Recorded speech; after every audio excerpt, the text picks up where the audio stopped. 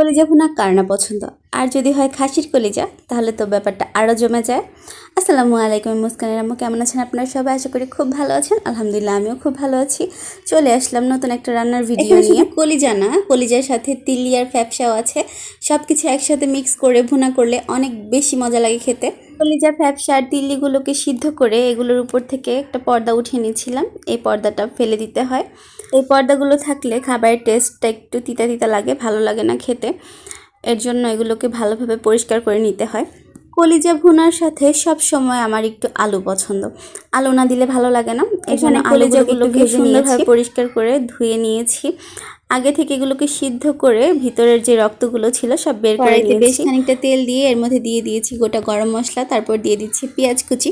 পেঁয়াজগুলোকে ভালোভাবে ভেজে নিব, হালকা বাদামি কালার করে ভাজা হয়ে গেছে। এখন এর মধ্যে দিয়ে দিব আদা রসুন বাটা, জিরা বাটা, দিয়ে দিব জয়ফল জয়ত্রী বাটা, দিয়ে দিব পরিমাণ মতো হলুদ মরিচ গুঁড়া, স্বাদ মতো লবণ দিয়ে দিব।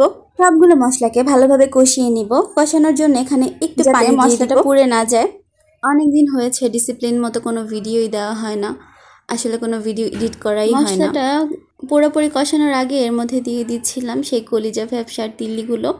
এখন মশলার সাথে কলিজাগুলোকেও ভালোভাবে কষিয়ে নিব, যাতে করে কলিজার কোনো গন্ধ না থাকে। যে কোনো ভুনা আইটেম যত ভালোভাবে কষানো হয় এর টেস্ট তত বেশি ভালো আসে। আমি কলিজাগুলোকে ঢাকনা দিয়ে ঢেকে আরও অনেকক্ষণ পর্যন্ত কষিয়ে নিব। পর্যন্ত নয়, এই পানিগুলো শুকিয়ে আসছে।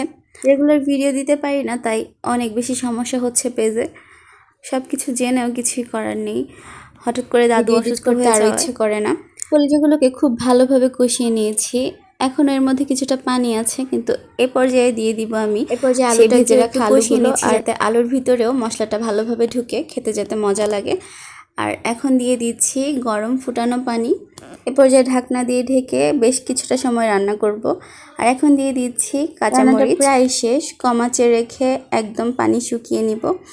এই তো আমার রান্না প্রায় হয়ে গেছে। এখন এর মধ্যে জিরা গুঁড়া দিয়ে নিলাম। হয়ে গেছে। এখন হাজব্যান্ডের জন্য লাঞ্চ বক্স রেডি করতে হবে। দিয়ে দিচ্ছি সাদা ভাত, যেটা বাঙালিদের পছন্দের তালিকায় সর্বপ্রথম।